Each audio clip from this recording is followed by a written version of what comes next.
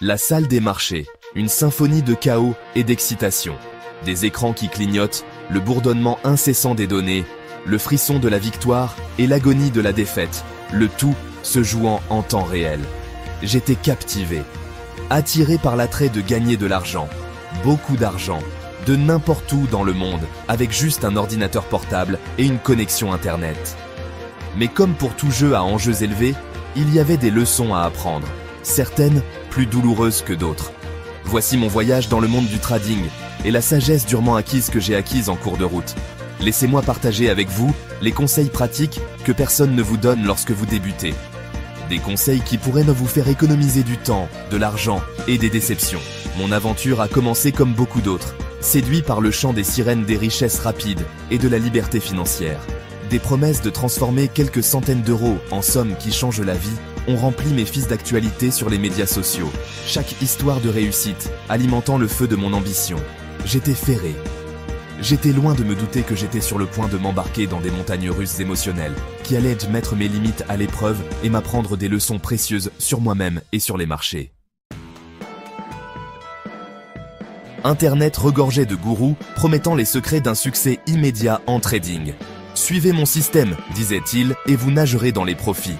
Désireux de percer le code de la liberté financière, j'ai dévoré d'innombrables heures de vidéos, de tutoriels et de webinaires. J'ai ouvert un compte de trading, j'ai déposé une somme modeste que je pouvais me permettre de perdre, du moins je le pensais, et j'ai franchi le pas. Mes premières dues transactions ont été étonnamment fructueuses. Poussé par la chance du débutant et le plaisir de voir le solde de mon compte augmenter, je me sentais invincible. Le marché semblait prévisible, mon intuition parfaite. J'ai compris, me suis-je dit, l'attrait de l'argent facile obscurcissant mon jugement. Mais j'étais sur le point de retomber sur terre. Ma série de victoires, comme toutes les bonnes choses, a fini par prendre fin. Une série de mauvaises transactions, motivées par l'impatience et la peur de rater quelque chose, FOMO, a anéanti une partie importante de mes profits. La panique s'est installée. Les graphiques qui semblaient autrefois si clairs ressemblaient maintenant à un désordre indéchiffrable. La peur s'est emparée de mes prises de décision, ce qui a entraîné encore plus de pertes. Les montagnes russes émotionnelles du trading faisaient des ravages. Les sommets de la victoire étaient enivrants, mais les creux de la défaite étaient écrasants. J'ai réalisé que le trading n'était pas seulement une question d'analyse technique et de tendance du marché, mais aussi de maîtrise de ses émotions, ce à quoi j'étais cruellement mal préparé. 4e chapitre. L'éducation d'un trader. Le chemin pour devenir un trader prospère était pavé de leçons coûteuses. J'ai appris à mes dépens que les plans d'enrichissement rapide colportés en ligne n'étaient rien de plus que de séduisantes illusions. Le vrai trading exige de la patience, de la discipline et une connaissance approfondie des marchés. Je me suis consacré à l'apprentissage du métier de trader. J'ai lu des livres, assisté à des séminaires et demandé conseil à des traders expérimentés. J'ai découvert l'importance de la gestion des risques, de l'élaboration d'un plan de trading et de son respect, même lorsque mes émotions me criaient le contraire.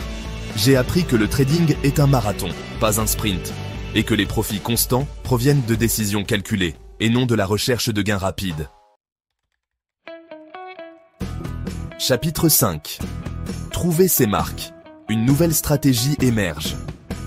À mesure que je m'enfonçais dans le monde de la finance, mon point de vue a commencé à changer. L'attrait du day trading et sa promesse de richesse rapide se sont estompés. J'ai réalisé que la véritable richesse ne se construisait pas du jour au lendemain, mais qu'elle était le fruit d'un investissement stratégique à long terme. J'ai déplacé mon attention du trading à court terme vers l'investissement à long terme.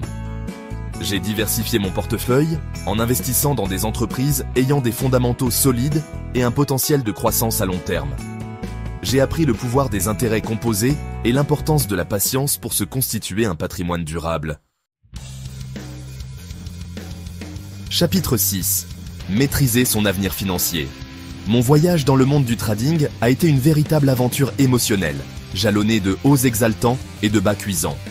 Ce fut un voyage de découverte de soi, qui m'a appris des leçons précieuses sur moi-même, sur l'argent et sur les marchés. S'il y a un conseil que je peux donner aux traders en herbe, c'est celui-ci. Méfiez-vous des plans d'enrichissement rapide. Investissez dans votre éducation, maîtrisez vos émotions Et n'oubliez pas que c'est en avançant lentement et sûrement que l'on gagne la course. Le monde de la finance peut être intimidant, mais il n'a pas à l'être. La connaissance est un pouvoir. Prenez le contrôle de votre avenir financier. Rejoignez-moi pour explorer le monde de l'investissement, découvrir des opportunités cachées et construire la liberté financière que vous méritez. Abonnez-vous dès maintenant et embarquez pour votre voyage vers la maîtrise financière.